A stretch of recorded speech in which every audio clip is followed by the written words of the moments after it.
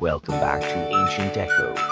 Tonight we're traveling to the Roman frontier, to a military tent where the most powerful man in the world is writing thoughts to himself by candlelight. The year is 170 CE. Marcus Aurelius is Emperor of Rome, commander of vast armies, ruler of an empire that stretches from Britain to the Middle East. He has more power than almost any human who has ever lived. He's exhausted. He's been fighting a brutal war against Germanic tribes for years. The plague is ravaging the empire, killing millions. His own health is failing. He's dealing with betrayals, political intrigue, the constant weight of life and death decisions. So every night, by the light of flickering candles, he writes, not edicts or military orders, but reminders to himself about how to be a good human being, about how to face difficulty with grace, about how to live with integrity when everything around you is falling apart. These writings were never meant to be published. They were his private journal, his dialogue with himself, his attempt to practice philosophy in the midst of chaos. He called them meditations now, but he called them simply to himself, and they contain some of the most powerful wisdom ever written about how to maintain inner peace in outer turmoil. Marcus was a Stoic. Stoicism wasn't what we think of today, being emotionless or cold. It was a complete philosophy of life based on a few key insights that are just as relevant today as they were 2,000 years ago. The central insight of Stoicism is this: you don't control what happens to you, but you absolutely control how you respond to what happens to you. Between stimulus and response, there's a space, and in that space lies your freedom and your power. Marcus wrote, "You have power over your mind, not outside events. Realize this and you will find strength." Think about how radical this is. The Emperor of Rome, who had more control over external events than almost anyone, was reminding himself that real power lies in controlling your own mind, not controlling the world. This is what the Stoics called the dichotomy of control. Some things are up to you. Your judgments, your values, your effort, your response, your character. Most things are not up to you. Other people's opinions, the weather, the past, your circumstances, how long you'll live, what happens to you, the economy, politics. Suffering comes from confusing these two categories. We waste enormous energy trying to control what we can't control, and we neglect to exercise the control we actually have. Let me give you a modern example. You can't control whether you get the job you interviewed for. That's not up to you. It depends on other candidates, the interviewer's preferences, budget constraints, timing, luck, countless factors outside your control. But you can control how thoroughly you prepare, how you present yourself, how you follow up, and most importantly, how you respond to whatever outcome occurs. Most people do the opposite. They don't fully control what they can control, their preparation, because they're too busy worrying about what they can't control, the outcome. And then when they don't get the job, they torture themselves with anxiety about something that's already in the past and can't be changed. Marcus would say, focus your energy entirely on what's up to you. Do your absolute best in the things you control. Then accept whatever happens with equanimity, because it's not up to you anyway. He wrote, accept whatever comes to you woven in the pattern of your destiny, for what could more aptly fit your needs. Now, this doesn't mean being passive. Marcus didn't sit in his tent and accept that the barbarians were invading. He led armies, he made decisions, he took action, but he did it from a place of acceptance of reality as it is, not from a place of wishing it were different. This brings us to the second key Stoic practice, the discipline of perception. How you see things determines how you experience them. Two people can be in the exact same situation and have completely different experiences based on how they perceive it. Marcus wrote, if you are distressed by anything external, the pain is not due to the thing itself, but to your estimate of it, and this you have the power to revoke at any moment. A traffic jam is just cars moving slowly. That's a neutral fact. Your judgment that it shouldn't be happening, that you should be somewhere else, that this is terrible, that's what creates the suffering. The traffic is neutral. Your perception creates the pain. This isn't positive thinking or self-deception. It's seeing things clearly without the distorting lens of your preferences and aversions. A Stoic would look at traffic and think, this is what traffic does. This is normal. Cars sometimes move slowly. I can use this time to practice patience, listen to something interesting, or simply observe my mind. Nothing has gone wrong. This is just reality being reality. Here's a practice Marcus used that you can use right now.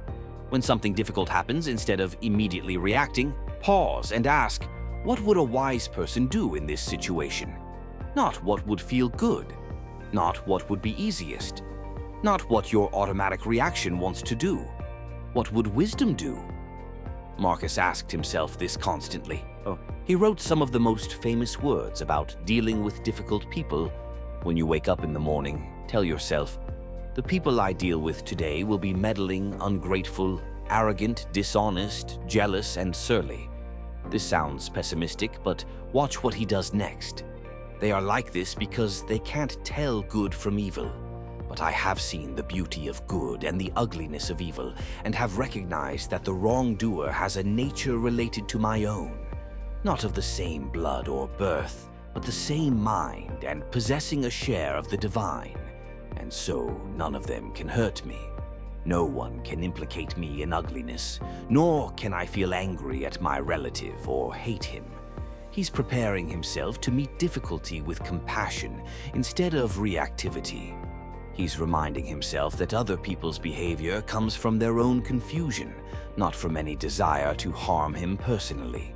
He's choosing his perception in advance. This is what Stoics call premeditation of adversity. By mentally preparing for difficulty, you're not surprised or thrown off balance when it arrives. You've already decided how you'll respond. The third Stoic practice is Memento Mori, remember death. This sounds dark, but it's actually incredibly liberating. Marcus was obsessed with mortality. He constantly reminded himself that he would die, that everyone he loved would die, that the empire itself would eventually crumble to dust. He wrote, "You could leave life right now. Let that determine what you do and say and think. And think of yourself as dead. You have lived your life. Now take what's left and live it properly. When you remember that your time is limited, suddenly the petty annoyances don't matter as much. The grudge you're holding seems pointless. The risk you've been afraid to take seems worth it. The person you love deserves to hear it now, not later. Death isn't the enemy of life, it's the thing that gives life meaning. Every moment matters because there are a finite number of moments. Every relationship matters because it will end. Every sunrise is precious because you won't see infinite sunrises. Here's a practice once a day. Pause and remind yourself that you will die. Not in a morbid way, but in a clarifying way. Then ask, given that my time is limited, how do I want to use this day? What matters? What doesn't? Marcus also practiced negative visualization, imagining losing the things he valued. Not to be pessimistic, but to appreciate them fully whilst he had them, and to prepare himself emotionally for their inevitable loss.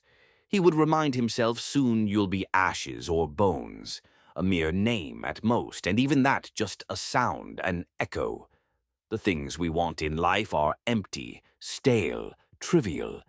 This wasn't nihilism, it was perspective. When you remember that everything is temporary, you hold things more lightly. You appreciate them more deeply. You don't waste energy grasping at what you can't keep. Marcus wrote extensively about virtue, the only thing truly worth pursuing. He defined virtue as wisdom, justice, courage, and self-discipline. These are the only things fully within your control, and therefore the only things worth basing your happiness on. External things, wealth, fame, health, pleasure, are preferred indifference. It's fine to pursue them and enjoy them if you have them, but they're not essential to your well-being. Virtue is essential. You can be virtuous in any circumstances, rich or poor, healthy or sick, praised or criticized. He wrote, "Waste no more time arguing what a good man should be. Be one." Marcus died at age 58, probably from the plague he'd been fighting alongside his soldiers. In his final days, when asked how he was, he reportedly said, "Everything is as it should be." Then he turned his face to the wall and died quietly. This man, who had every reason to rage against the dying of the light, who was leaving behind an empire and a family and unfinished work, could meet death with acceptance. Because he'd spent his whole life practicing seeing things as they are, accepting what he couldn't control, and focusing his energy on living with virtue. His final lesson to us is this: you don't need to be an emperor to practice Stoicism. You just need to be human, facing the universal challenges of difficulty, uncertainty, and mortality. Over the next few days, practice the dichotomy of control. When you notice yourself stressed or frustrated, ask, is this something I can control? If yes, take action. If no, practice acceptance. Practice the discipline of perception. When something bothers you, ask, is this thing inherently bad, or am I just perceiving it that way? Can I see it differently? Practice Memento Mori. Remember that you will die. Let that make your life more precious, not less. Let it clarify what matters and what doesn't. And practice virtue. In each situation, ask, what would wisdom, justice, courage, and self-discipline do here? Then do that. Marcus Aurelius has been dead for over 1,800 years, but his words live on, whispering to us across the centuries. You have power over your mind. Use it wisely.